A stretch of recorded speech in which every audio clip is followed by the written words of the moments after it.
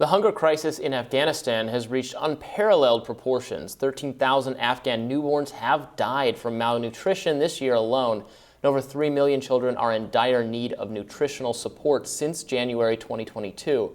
This is according to a report from the Human Rights Watch. Acute hunger nearly doubled between last July and this month, and while the international community has offered humanitarian aid without a functioning central banking system in Afghanistan, there's not much that aid can do. What's more is about 95% of the country's population doesn't have enough food to eat, and over 3 million children are in need of nutritional support. And I was checking out the UN numbers, and it creeps up to 99% of households headed by women. So 99% of households in Afghanistan headed by women are facing acute hunger at this point. Now the estimate of the malnutrition deaths comes from the number of premature births that have happened. It's about 125,000 premature births since January of 2022. A lot of them as a result of malnutrition, and they know that a significant portion, 5 to 10% of those are going to die within the first year. So it's not. So that's an estimate, but it's just apocalyptic with what's going on in Afghanistan, and it's the function of the U.S. seizing the Afghan central bank's reserves and not allowing it to empower a functioning economy. Yeah. It says in this article that we were just reading from that in recent weeks, the U.S. and the World Bank did actually they unlocked billions of dollars in assistance. But then the problem now is that there's still restrictions on Afghanistan's central bank. And so they're not able to get large transactions and withdrawals out. So there's, it's layer by layer by layer in order to get that money. And that is one of the problems that they're facing. But also apparently donors, and all of this comes down to, we're just continuing the war, essentially. Mm-hmm. It's a different form of war now because we're saying we don't like the Taliban. We don't want them in power. I mean, look, they're in power. They're the government. It is what it is. If we're, we beg the Saudis for help, and they don't, and they're also a monarchy.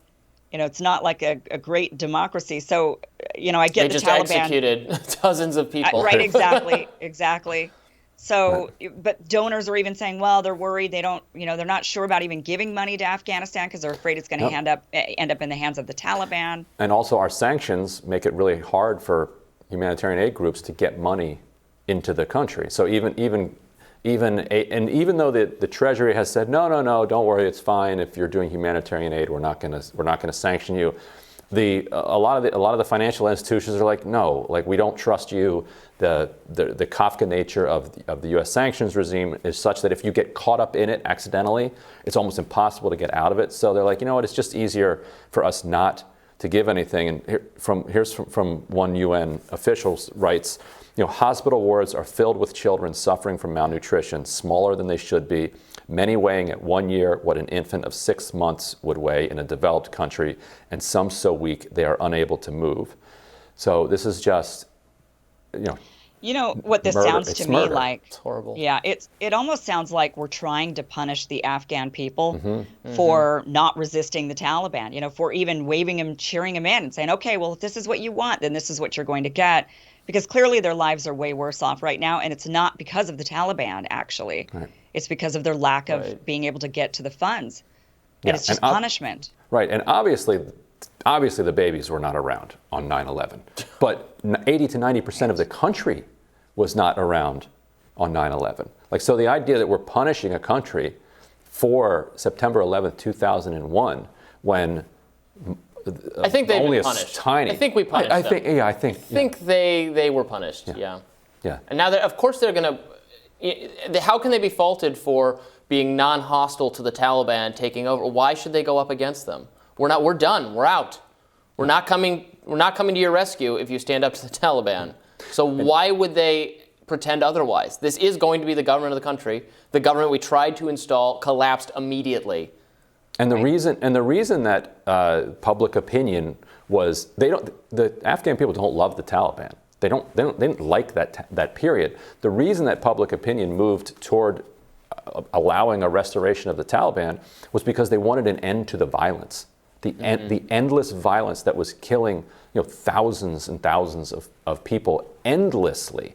And in fact, the takeover by the Taliban of Afghanistan did end the violence. Like that part of it has ended, and so we've transitioned the violence to an even more horrific and is unfortunately in danger of ending, good things that were progress. Absolutely. Women in schools that I think they said actually, they could have but there are some concerns for backsliding in terms of human rights and progress. Absolutely, Kabul, but it can't be our job at the end of the day. We tried; it didn't work. We couldn't force this country to adopt the values we wanted it to have. It just didn't work. Well, they were way more likely to actually adopt those values if they have money. I mean, people, when they have prosperity, you're right. They have an economy. They need women to work. They need more people to work because they've got a robust economy. They need people to go to school. They need, they start giving out rights when actually economies start booming.